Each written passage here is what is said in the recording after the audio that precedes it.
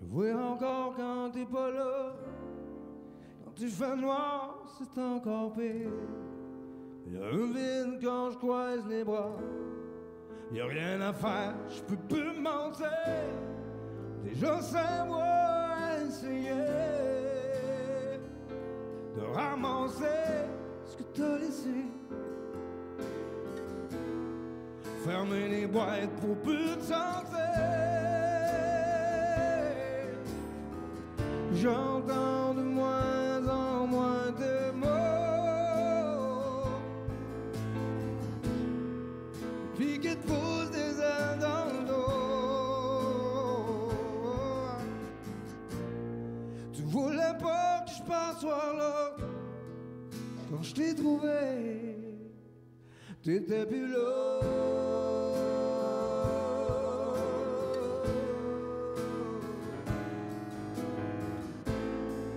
Depuis que t'es petite, que c'est comme ça. Toutes ces blessures qui te rappelaient ce que tu te souvenais même pas. Le dernier choc qui est venu te chercher dans un malaise qui t'a pris par surprise.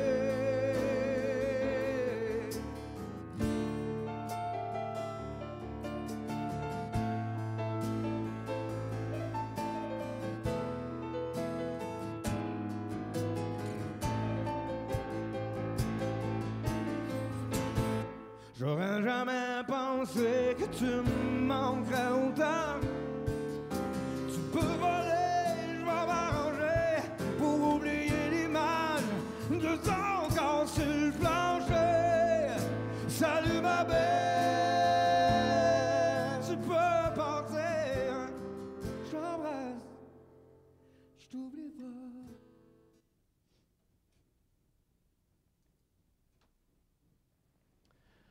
Alors, je veux tout d'abord vous saluer. Je vous partage ma sympathie à chacun de vous, les proches. Je m'appelle Réal Decelles, je suis prêtre. Je viens de me joindre à l'équipe des prêtres de Granby, qui s'occupe donc des paroisses de Granby depuis le début du mois. Je viens d'arriver ici à Granby. C'est moi qui ai été désigné pour être avec vous cet après-midi pour ce petit temps de recueillement. Ça me fait plaisir d'être avec vous. Georgette a franchi cette grande étape de la vie qui est celle de la mort. J'aime à dire une grande étape de vie. À 97 ans, on peut dire qu'elle a fait un bon bout de chemin avec vous, les proches, avec tout ce que la vie apporte de haut, de bas, de joie, de peine. Hein. C'est un peu tout ça qui marque notre histoire, qui fait qu'on devient aussi qui on est. C'est cette belle histoire de vie qu'on va porter ensemble dans les prochaines minutes, la porter dans notre affection, la porter dans notre cœur. C'est bien sûr que quand quelqu'un qu'on a aimé et qui nous a aimés à sa manière franchit la mort, c'est vrai que ça vient nous bousculer. Ça bouscule toutes sortes d'émotions, de sentiments, de souvenirs aussi. On peut accueillir ça, bien sûr, dans nos cœurs. Un temps de recueillement, d'ailleurs, pour cueillir de nouveau, recueillir hein, tout ce que vous avez partagé avec elle, tout ce qu'il y a eu de beau et de grand aussi dans sa vie. On le fait dans la prière. Notre foi chrétienne porte une grande espérance. Notre foi nous parle d'un Dieu qui est amour. Je passe mon temps à dire que c'est le plus beau mot pour dire Dieu, le mot amour. Il n'y a que de l'amour en Dieu. Un amour qui donne vie, avec cette espérance qu'on porte que la vie elle est plus forte que la mort, parce que c'est enraciné dans l'amour, et ça vient de Dieu. Et quand on franchit la mort, quel que soit l'âge, bien, on sera appelé à entrer au cœur même hein, de celui qui est amour, qui est la source de toute vie, dans cette dimension spirituelle, celle de ce paradis de bonheur, un royaume d'amour. Pour entrer dans notre recueillement, je nous invite à prendre quelques instants de silence, justement pour nous recueillir, puis en même temps, quand on est croyant, croyante, bien, on s'ouvre à plus grand que soi et à cette présence de Dieu bien sûr, qui est toujours avec nous et qui est là aussi en ce moment.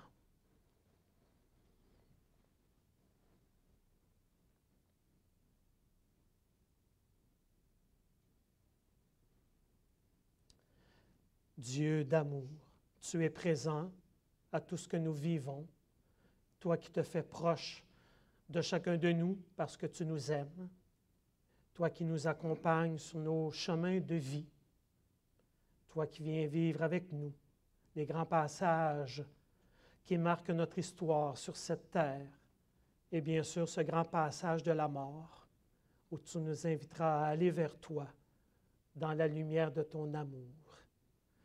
Tu connais nos cœurs, tu es présent avec nous, sois notre espérance. Nous t'adressons cette prière par le Christ vivant dans les siècles des siècles.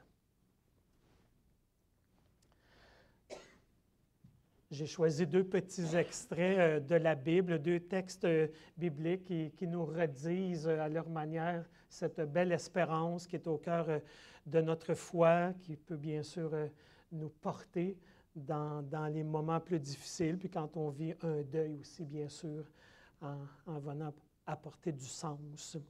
Un extrait tout d'abord du livre d'Isaïe dans notre bibliothèque qui est la Bible. Isaïe qui évoque avec une image qu'on connaît bien, un peu ce que ça sera. C'est une image, bien sûr, mais un peu ce que ça sera en Dieu, dans son royaume d'amour.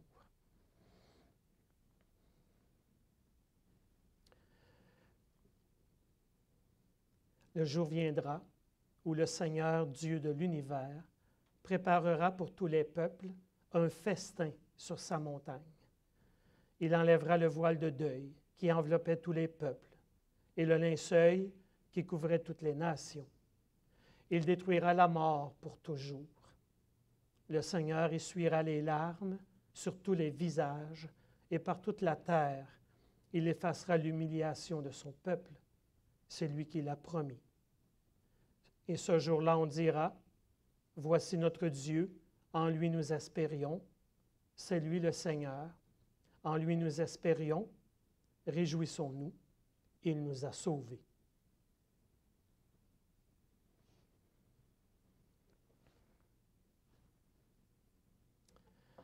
Le Seigneur qui veut nous sauver de tout ce qui nous empêche de vivre pleinement et d'être dans un vrai bonheur éternel.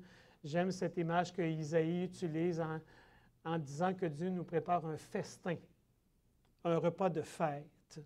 Hein, quand on pense à un repas, normalement un repas, ça rassemble les gens autour d'une même table. On l'a moins fait en pandémie. Et quand c'est un repas de fête, un festin, hein, il y a quelque chose de festif, il y a quelque chose d'une joie qui circule, qui s'exprime. On peut avoir cette conviction qu'en Dieu, c'est ce qu'on goûtera pleinement, rassemblé dans l'amour, et un amour qui fera qu'on ne goûtera que du bonheur. Hein, on le sent bien, même quand on n'est pas croyant ou croyante, quand on aime et qu'on se sent aimé, c'est dans ce temps-là qu'on touche à du vrai bonheur. Jésus savait bien ça, hein, a porté ça dans son cœur de Dieu. On a cette conviction dans notre foi chrétienne qu'à travers Jésus, dans notre histoire, dans notre humanité, Dieu a manifesté des choses de lui. Et Jésus a donné de l'amour toute sa vie, certainement pour nous parler d'un Dieu qui est amour. Et quand on lit les évangiles, hein, quel accueil de chacun, quel respect des différences, de ce que chacun porte d'unique, quel désir aussi que Jésus portait, puis c'est encore vrai aujourd'hui, ce que le Seigneur veut nous faire découvrir, notre beauté, notre dignité, notre grandeur. Et l'extrait d'Évangile que je nous invite maintenant à accueillir, bien, nous présente justement une de ces rencontres que Jésus a fait. À travers cette rencontre-là, mais il y a quelque chose de ce que Dieu veut vivre avec nous qui peut nous être rappelé. Ça nous vient de l'Évangile de Jean.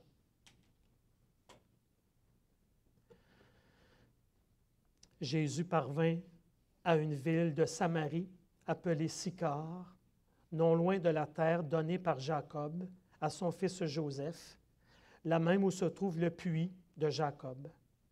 Fatigué du chemin, Jésus était assis tout simplement au bord du puits. C'était environ midi. Arrive une femme de Samarie pour puiser de l'eau. Jésus lui dit, « Donne-moi à boire. » La Samaritaine lui dit, « Comment, toi, un Juif, tu me demandes à boire à moi, une femme samaritaine? » Jésus lui répondit, « Si tu connaissais le don de Dieu et qui est celui qui te dit, « Donne-moi à boire », c'est toi qui lui aurais demandé, et il t'aurait donné de l'eau vive. » La femme lui dit, « Tu n'as rien pour puiser, et le puits est profond. D'où la tiendrais-tu ton eau vive? » Jésus lui dit, « Toute personne qui boit de cette eau aura encore soif, mais celle qui boira de l'eau que moi je lui donnerai n'aura plus jamais soif. Au contraire, l'eau que je lui donnerai deviendra en elle source jaillissante en vie éternelle. »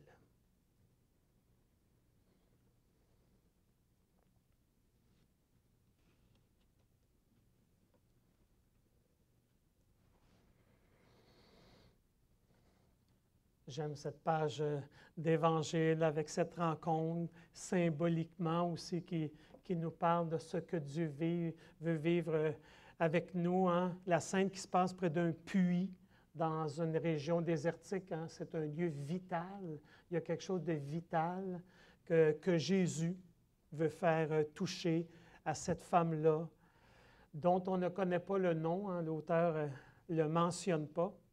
Alors j'ai fait ma recherche. Il paraît qu'elle s'appelait Georgette. Il paraît qu'elle s'appelait l'Humanité.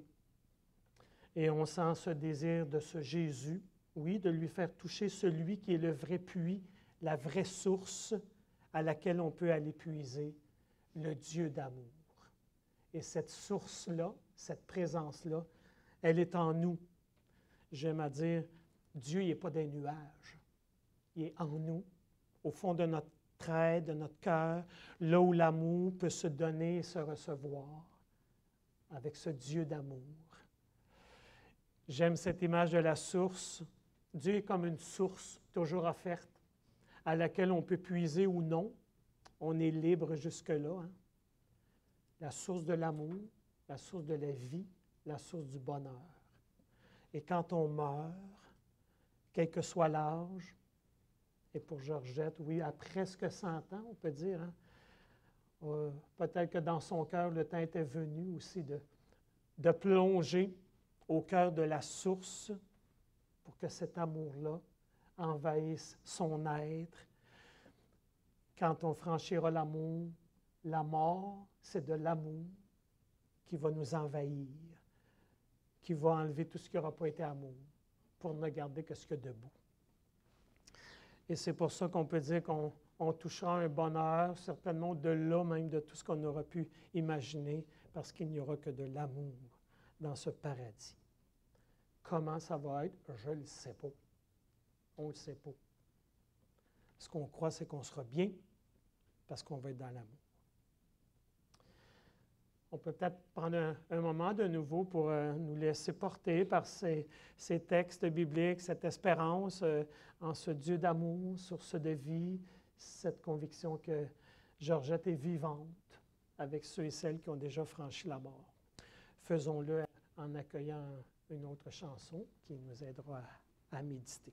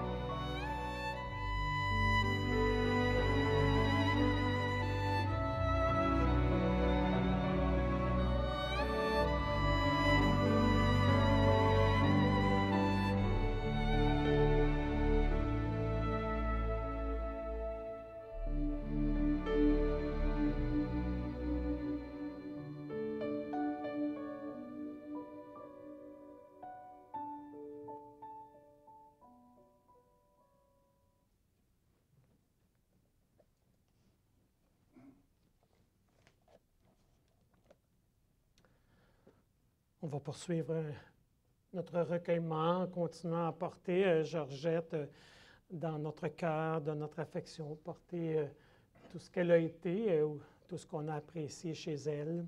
On va aussi, à ce moment-ci, ouvrir notre prière à d'autres intentions que j'adresserai au Seigneur en notre nom. Je vous invite à y participer. Après chaque intention, on pourra redire ensemble, « Seigneur, nous te prions ». Pour Georgette, pour toutes les personnes qui sont parties pour la maison du Père, afin qu'elles partagent maintenant la vie du Christ ressuscité. Prions le Seigneur. Seigneur, nous te prions. Pour tous ceux et celles qui sont éprouvés, afin qu'ils gardent confiance en l'amour de Dieu et qu'ils rencontrent sur leur route une main fraternelle. Prions le Seigneur. Seigneur, nous te prions.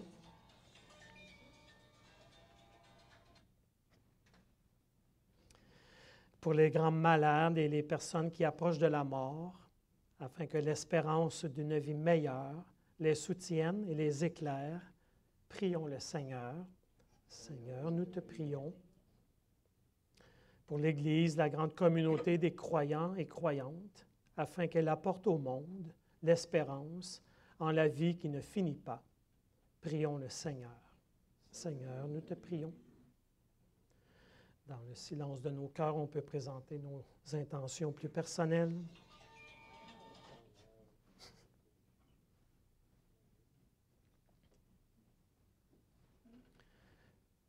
C'est pas Georgette qui essaie de nous rejoindre toujours.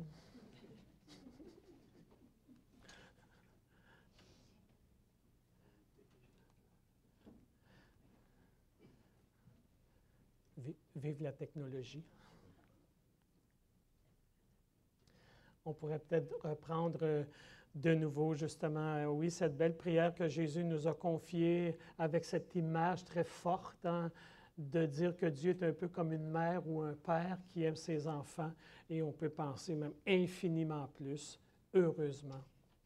Alors, on peut redire ensemble, « Notre Père qui es aux cieux, que ton nom soit sanctifié, que ton règne vienne, que ta volonté soit faite sur la terre comme au ciel. Donne-nous aujourd'hui notre pain de ce jour. Pardonne-nous nos offenses, comme nous pardonnons aussi à ceux qui nous ont offensés. Ne nous laisse pas entrer en tentation, mais délivre-nous du mal. »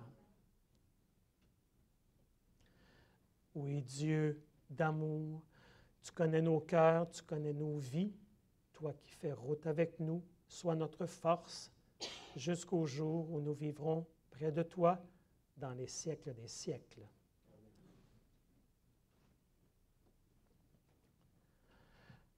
Avant de terminer avec un dernier geste et une prière de bénédiction, j'aurais le goût de vous laisser la parole. S'il y en a qui ont le goût d'exprimer, ça peut être juste un mot, une qualité que vous avez appréciée chez Georgette, une caractéristique, ou ça peut être une petite anecdote. S'il y en a qui ont le goût de le faire, ça sera comme un dernier hommage qu'on lui rendra ensemble. Donc, s'il y en a qui ont le goût, peut-être juste à l'exprimer.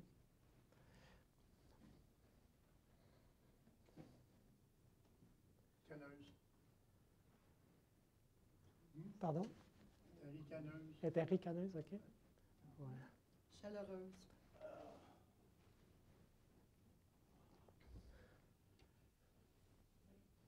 Cette année était très fort sur la famille. Au mois d'avril, on a perdu. Prenez le micro, on va mieux vous entendre. Parce que c'est enregistré sur Internet. Au mois d'avril, on a perdu mon oncle Maurice. Au mois de juillet, on a perdu notre mère. Puis, le mois d'août, on a perdu une autre sœur, Pierrette. J'espère que ça va être tout pour une rescousse. Merci. Ouais.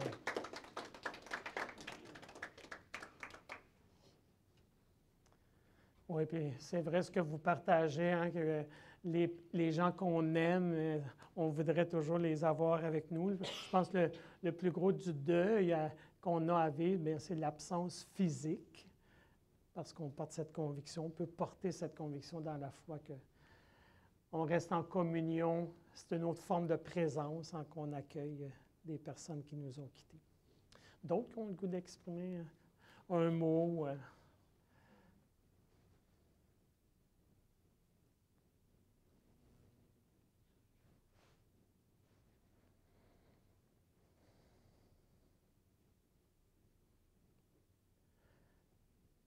Ça va?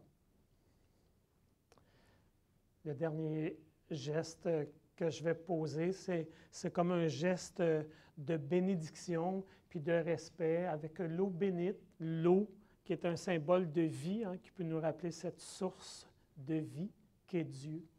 Donc, bénir l'urne, bénir les cendres de Georgette, nos corps, hein, nous permettent de communiquer, d'être en relation les uns avec les autres, d'être présents les uns aux autres. Oui, c'est une autre forme de présence de Georgette qu'on sera maintenant invité à accueillir.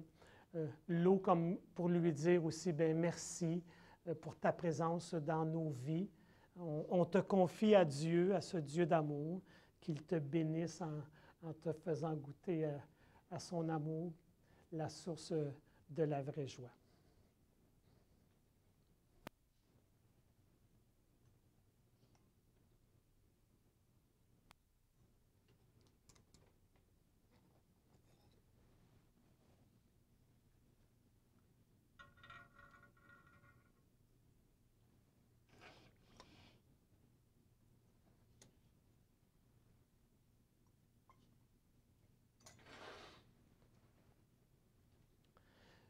Unissons-nous dans une dernière prière.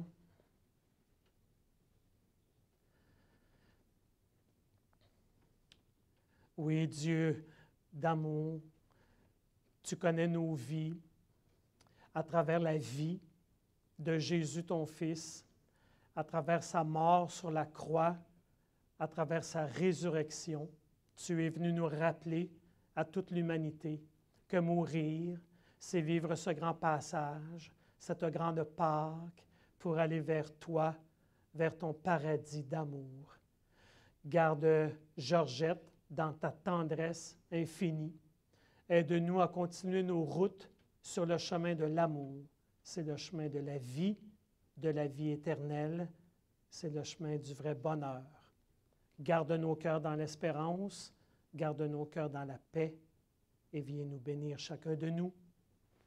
Au nom du Père et du Fils et du Saint-Esprit.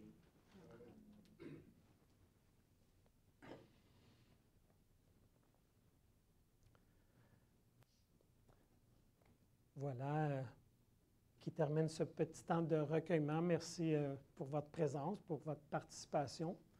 On continue à se porter les uns et les autres et à garder Georgette en bon souvenir dans notre cœur. Alors, merci, Monsieur Réal Dessel, nouveau prêtre ici à Granby. Nous sommes très heureux de l'accueillir parmi nous. Merci beaucoup. Alors, mon nom est Pierre-Michel Fontaine. Je suis un des directeurs ici à la Maison Le Sieur. Je veux simplement vous offrir notre compassion la plus sincère. On sait qu'il n'y a pas d'âge pour être triste. Elle a sûrement été très importante dans vos vies, mais voyez-la dans une belle bulle d'amour, une belle bulle de paix. Elle vous accompagne. C'est une nouvelle étoile ce soir pour vous. La Maison Le Sieur tient à vous dire un grand merci. Nous avons été honorés que vous ayez choisi notre maison pour les funérailles de Georgette. Et avant de se quitter, pendant la dernière chanson, je vais vous demander de vous approcher pour venir déposer votre main sur l'urne. Vous pouvez lui dire un adieu, un au revoir, un merci, ce qui vous passe dans votre cœur. Laissez-vous aller. Et par la suite, je vais vous inviter, nous allons se rendre au cimetière. Je vais vous inviter à suivre le cortège. Vous allez tout de suite après avoir passé devant l'urne. Je vous invite à aller dans vos voitures et de se préparer pour la route vers le cimetière. Faites attention aux intersections. Je vous demande de mettre vos clignotants et on se rend au cimetière. Alors, je vais vous dire, en terminant, ici, à la Maison Le Sieur, on ne dit jamais, mais jamais à bientôt. On dit souvent plutôt de mordre dans la vie, de savourer la vie. Merci beaucoup.